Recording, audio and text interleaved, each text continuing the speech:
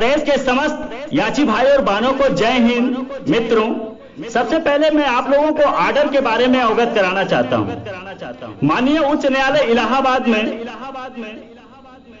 Court number 29 कार्यवाहक chief justice Shri मुनीश्वर नाथ भंडारी जी के court में 10 अगस्त को फाइनल आर्गुमेंट हुआ था हमारा आपका, और उस दिन कोर्ट में प्रेजेंट थे हम।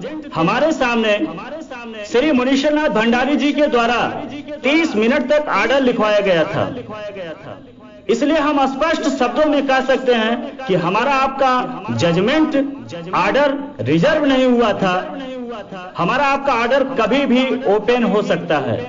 5 दिन से लेकर 90 दिन का जब जजमेंट रिजर्व होता है, अवधि फॉलो होता है, इसलिए हमारा आपका जजमेंट रिजर्व नहीं हुआ है।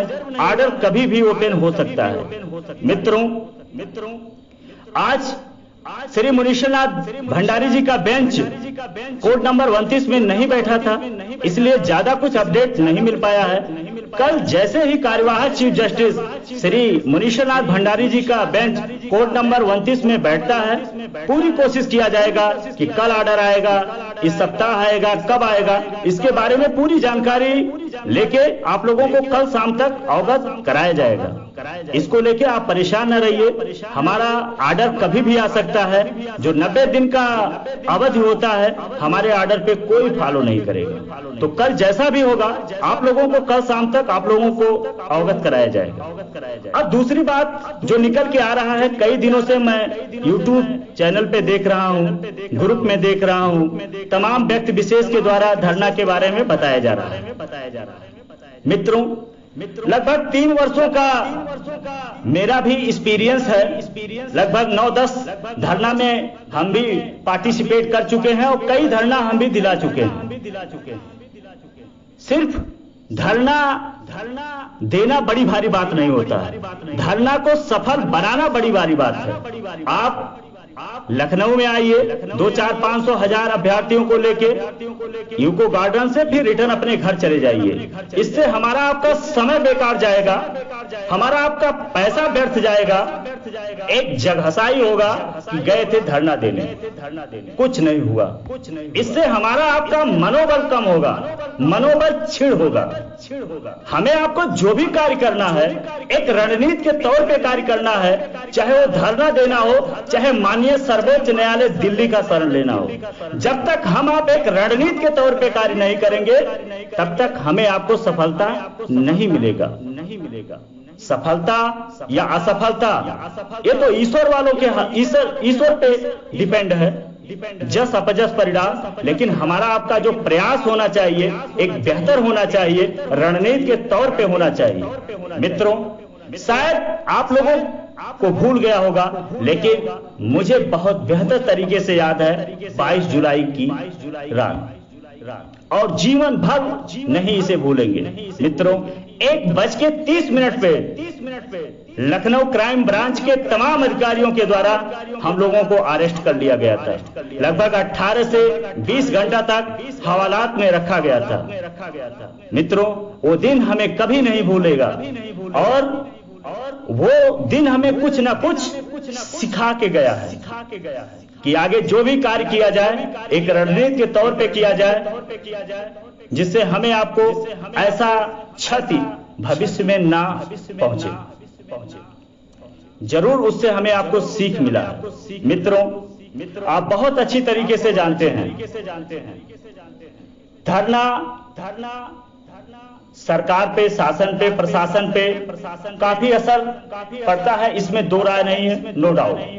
लेकिन जब तक हमारा आपका धरना सफल नहीं होगा, तब तक सरकार पे कोई असर नहीं पहुंचेगा, प्रशासन पे कोई असर नहीं पहुंचेगा।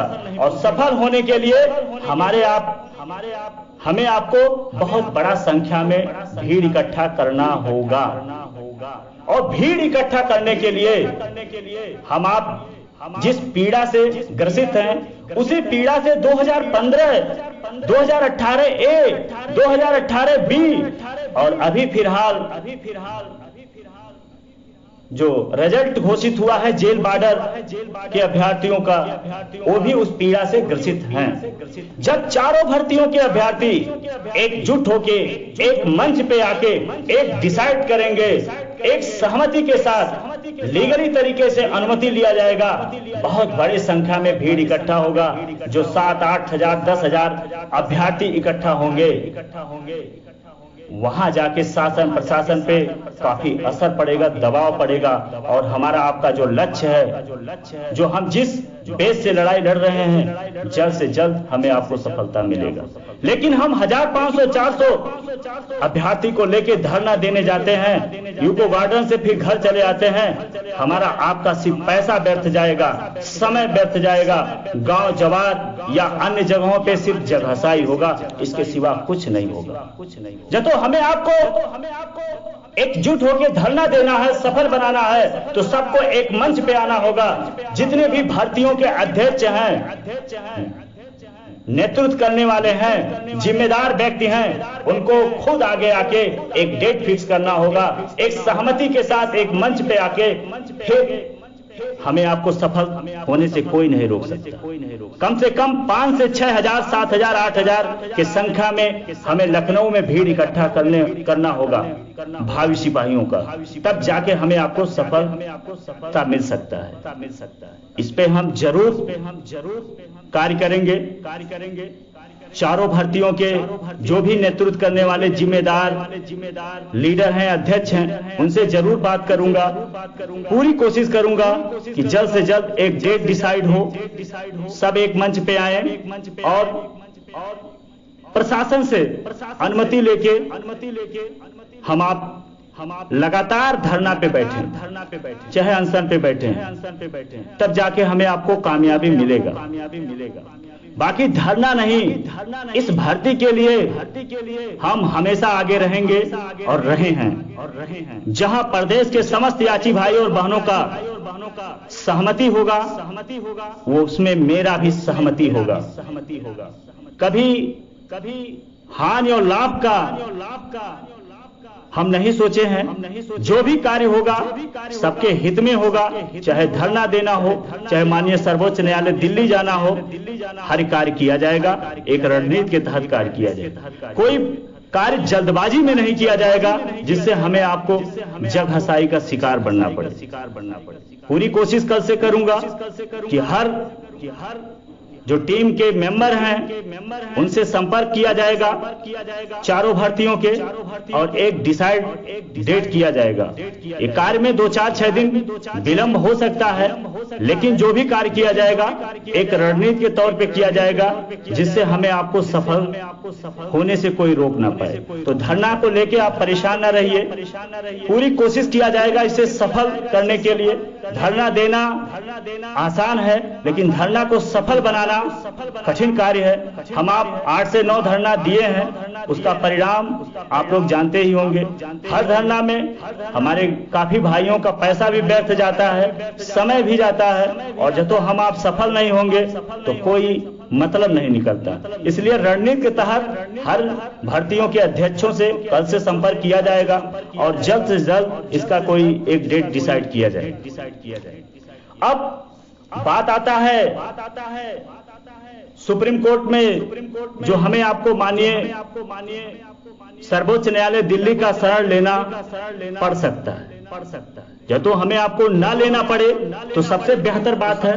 जब तो हमें आपको लेना पड़ेगा तो हमें आपको पहले से ही तैयारी करना पड़ेगा। जब तो हम आप पहले से तैयार नहीं रहेंगे, हमारी तैयारी बेहतर नहीं रहेगी, क्योंकि हमारे आपके लिए अंतिम रास्ता है, तो परिणाम कुछ भी हो सकता है। हम अपने तरफ से गलती ना करें, बाकी जस अपजस परिणाम ईश्वर के हाथ में। इसलिए मित्रों, लगभग 2 से 3 बार हम दिल्ली इसी बीच जा चुके हैं। फिलहाल 2-3 दिनों के बाद दिल्ली से अभी लौटा हूं।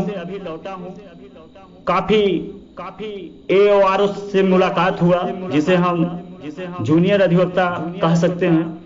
सुप्रीम कोर्ट में जो रीट फाइल करते हैं वो AOR ही करते हैं, ड्राफ्टिंग उन्हीं के द्वारा होता है। और जब हमें आपको बहस कराना होता है, डायरी नंबर मिल जाता है, लिस्ट में आपका हमारा मैटर आ जाता है, फिर हम आप सीनियर अधिवक्ता इंगेज करते हैं अपने हिसाब से, कोर्ट के हिसाब से, किस कोर्ट में आपका मैटर लग रहा है उस हिसाब से इंगेज किया जाता है।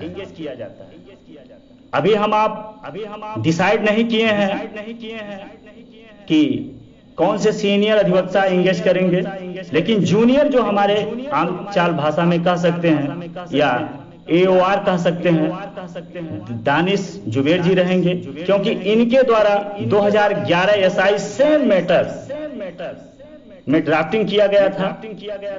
ड्राफ्टिंग कॉपी भी इनके पास है, अनुभव भी है, तमाम चीजें जो हमारे फेवर में आएगा।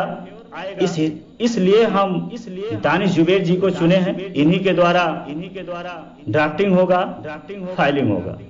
उसके बाद जिस कोर्ट में जाएगा, कोर्ट के अनुसार हम लोग बेहतर सीनियर इंगेज करेंगे। एक बहुत बड़ा रीट को नोटिस करने के लिए, एक्सेप्ट कराने के लिए चाहिए, जरूर कार्य किया जाएगा। और एक मखीजा मैडम को किया जाएगा, जो और एक बेस्ट सीनियर को इंगेज किया जाएगा, अभी कंफर्म नहीं है। कोर्ट के हिसाब से जो बेहतर होगा हमारे आपके लिए, वो टॉप मोस्ट 5 के जो अंदर आते हैं अधिवक्ता, उसी में से हायर किया जाए। ये सारी बातें हैं। लगभग 2-3 बार दिल्ली जाने से काफी अनुभव हुआ सुप्रीम कोर्ट के बारे में, और जो हमारी पूरी बात थी केस का 1 से लेके 100 तक हम कह सकते हैं, वो दानिश जुबेर जी को पूरा ब्रीफ कर दिए हैं केस के बारे में, और उनको पूरी जो भी डॉक्यूमेंट है कुछ हैंड ओवर भी कर दिए हैं। वो उस पे तैयारी करेंगे, जिससे हमें आपको जब ड्राफ्टिंग करवाना हो तो ज्यादा समस्या ना हो। पहले से वो भी तैयार रहेंगे और हम भी तैयार रहेंगे, तो ड्राफ्टिंग करते समय ज्यादा समस्या ना हो, एक बेहतर ड्राफ्टिंग हो मेरा, क्योंकि हमारे आपके लिए आखिरी मौका है, और इस मौका को भूलने के लिए बेहतर संघर्ष की जरूरत है। इसी वजह से बार बार हमको दिल्ली जाना पड़ रहा है और अधिवक्ता से मिलना पड़ रहा है। जब हम अपने क्या हमारे पास रोग है, उस रोग को बेहतर तरीके से डॉक्टर को हम नहीं बताएंगे तो बेहतर इलाज नहीं होगा। इसलिए बार बार जाके पूरी बातें बताया जा रहा है, और हर अधिवक्ता के बारे में जानकारी भी जुटाया जा रहा है कि आगे जो हमें सीनियर अधिवक्ता करना है, क्योंकि सीनियर अधिवक्ता के बारे में कोई जल्दबाजी नहीं किया जाएगा। जो सबसे बेहतर अधिवक्ता रहेगा उन्हीं को हायर किया जाएगा। मित्रों, तमाम हमारे याची भाई बहन हैं, बहुत परेशान हैं। याची आर्डर आएगा कि जर्नल आर्डर आएगा। मित्रों, स्पष्ट शब्दों में मैं इस बात को आपको अवगत करा रहा हूं। जर्नल आर्डर, याची आर्डर माननीय सर्वोच्च न्यायालय दिल्ली में दोनों आता है, लेकिन हम आप किसी केस से तुलना ना करें, क्योंकि कोई भी केस सिमिलर नहीं होता है। हर केस का नेचर अलग अलग होता है। इस केस में ये आर्डर आया तो हमारा कैसे आएगा, इस बात को लेके या तो हम सस्पेंस में रहेंगे, परेशान रहेंगे, तो कभी भी हम इस निर्णायक क्षण पे नहीं पहुंचेंगे। इसलिए मित्रों, हर केस एक सिमिलर नहीं होता है, हर केस का नेचर अलग अलग होता है। हम अपने केस को लेके जाएं। अब बात आती है जर्नल आर्डर, याची आर्डर को। देखिए, सरकार का जब स्टैंड क्लियर रहता है कि हम नहीं झुकेंगे, हम नहीं मानेंगे, तो माननीय सर्वोच्च न्यायालय दिल्ली के जो जज होते हैं आर्टिकल 142 का इस्तेमाल करते हैं। उस दशा में कुछ भी आर्डर करते हैं। जर्नल आर्डर भी कर सकते हैं, याची आर्डर भी कर सकते हैं। वहां किसी भी सरकार का हस्तक्षेप नहीं चलता है, और आर्टिकल 142 का जब इस्तेमाल होता है तो उसे कोई रोक भी नहीं सकता। दूसरी बात, जब सरकार न्यायालय पे आश्रित होता है कि जो न्यायालय आर्डर देगा हम उसे मान्य करेंगे, अडिग नहीं रहता है, तो उस दशा में याची के अधिवक्ता द्वारा जो भी आर्गुमेंट किया जाता है, जो भी मांग मांगा जाता है, उसे उसे कोर्ट डिसाइड करता है। उस दशा में याची आर्डर आने का ज्यादा चांस रहता है। तो आप हमारी बातें समझ चुके हैं, कोर्ट है, कुछ भी हो सकता है। और माननीय सर्वोच्च न्यायालय दिल्ली में कई आर्डर याची भी आया है, कई आर्डर जनरल भी आया है। हमें एक आस है, इस वजह से रिस्क लेना ही पड़ेगा, लेकिन आप अपने स्वेच्छा से ले सकते हैं, नहीं ले सकते हैं, ये आप पे डिपेंड करता है। काफी हमारे याची भाई और बहनों का सवाल था, इसलिए बताना जरूरी था कि न्यायालय है, जो भी आर्डर आएगा कोई काट नहीं पाएगा, और हमारा पूरा प्रयास रहेगा कि अधिक से अधिक हमारे याचिकर्ता को लाभ मिले। दूसरी बात, हमारा जो ड्राफ्टिंग होगा उसमें हमारे केस में जितनी भी भर्ती बोर्ड के द्वारा गलतियां किया गया है, सारा गलतियों को इंक्लूड किया जाएगा। चाहे वो कई बार मेरिट से छेड़छाड़ करना, चाहे 1366 के बारे में, चाहे 1366 का जब रिजल्ट डिक्लेयर हुआ 23 जनवरी 2019 को, उस समय एडिशनल रूप से ओबीसी और एससी के कैंडिडेट को चयन करना, सेलेक्टेड नॉट सेलेक्टेड के बारे में जितनी भी समस्या उभर के आया, क्यों ये सेलेक्ट हुए, क्यों नॉट सेलेक्ट हुए, ये सारी बातें ड्राफ्टिंग में करवाया जाएगा, क्योंकि हमें आपको रीट एक्सेप्ट कराना है, तो सारी चीजों को लेके चलना पड़ेगा। अंत में हमारा पूरा प्रयास रहेगा कि अधिक से अधिक अभ्यर्थियों को, अधिक से अधिक याचिकर्ता को लाभ दिलाना, क्योंकि कोई भी याची बनता है, चाहे वो कम नंबर का हो, चाहे वो ज्यादा नंबर का हो, लाभ के लिए बनता है। जब तो उन्हें लाभ नहीं मिलेगा तो फिर याची बनने से क्या मतलब। तो हमारा आपका प्रयास रहेगा कि अधिक से अधिक हमारे भाइयों को वर्दी मिले, और इसी उद्देश्य के साथ कार्य किया जाए। इसके लिए रीट एक्सेप्ट होने से पहले या बाद कई बार हम सरकार पे, प्रशासन पे दबाव बनाने के लिए लखनऊ जाएंगे। तो सारी चीजें हैं। हमें लगभग कल 2 से 2.5 घंटा जो हमारे एओआर हैं दानिश जुबेर जी, उनको पूरी केस के बारे में ब्रीफ किया हूं, और जो भी सारी बातें हैं उनको बताया गया है, और 2 से 4 दिन में वो पूरा केस को दोबारा रिपीट करेंगे। जैसा ही हमारा जजमेंट ओपन होता है, जो तो हमें माननीय सर्वोच्च न्यायालय दिल्ली का शरण नहीं लेना पड़ेगा, लखनऊ धरना से ही काम चल जाएगा, तो कोई बात नहीं। जो तो हमारे लिए आखिरी चांस माननीय सर्वोच्च न्यायालय दिल्ली होगा, तो एक बेहतर तरीके से ड्राफ्टिंग कराया जाएगा। पूरे केस के जितने भी भर्ती बोर्ड के द्वारा गलतियां किया गया है, सारी गलतियों को इंक्लूड किया जाएगा। बाकी आप एक समझदार हैं, सिपाही हैं, आप ग्रुप में अनावश्यक मैसेज ना करिए। इस केस के लिए जो भी संभव होगा, इस केस के हित के लिए जो भी संभव होगा वो प्रयास किया जाएगा, रिस्क लिया जाएगा।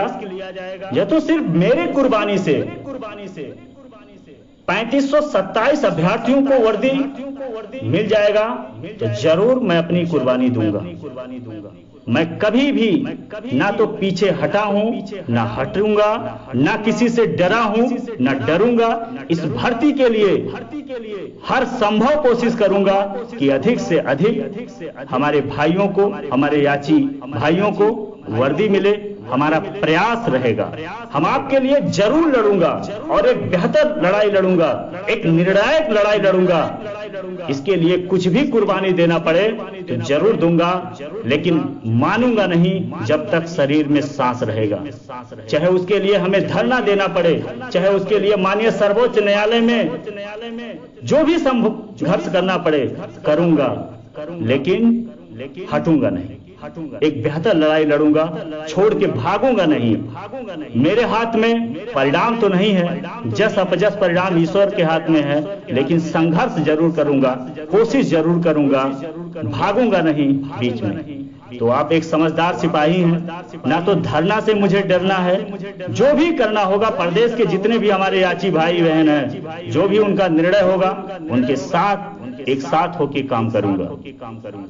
चाहे धरना देना पड़े, चाहे माननीय सर्वोच्च न्यायालय दिल्ली का रास्ता तय करना पड़े, हर समय हम याची भाइयों बहनों के साथ हों और उनके सहमत से हम भी सहमत हैं। लेकिन हम आप एक बेहतर तरीके से, एक रणनीति के तरीके से धरना देते हैं। प्रदेश के चारों भर्तियों के अभ्यर्थी इकट्ठा होके एक मंच पे एक डेट डिसाइड करके धरना देते हैं। 100% सफलता जरूर मिलेगा। शासन प्रशासन पे अधिक से अधिक दबाव बनाने में हम आप कामयाब होंगे। तो जरूर इसके बारे में, धरना के बारे में जल्द से जल्द हम सभी अध्यक्षों से बात विमर्श करके जरूर एक ऑडियो प्रोवाइड करेंगे। 1-2-3 दिन समय लग सकता है, लेकिन जो भी कार्य करेंगे जिससे हमें आपको सफलता मिले, असफलता ना मिले, हमें आपको ये कार्य करना होगा, जगहसाई ना हो, ये कार्य करना होगा। तो आप लोगों से मैं अनुरोध करता हूं कि ग्रुप में आप लोग शांति बना के रखिए। हमारे आपके जो हित में होगा 100% कार्य किया जाएगा। हम पीछे नहीं हटेंगे मेरे भाई, मैं आपसे वादा करता हूं। जय हिंद, जय भारत।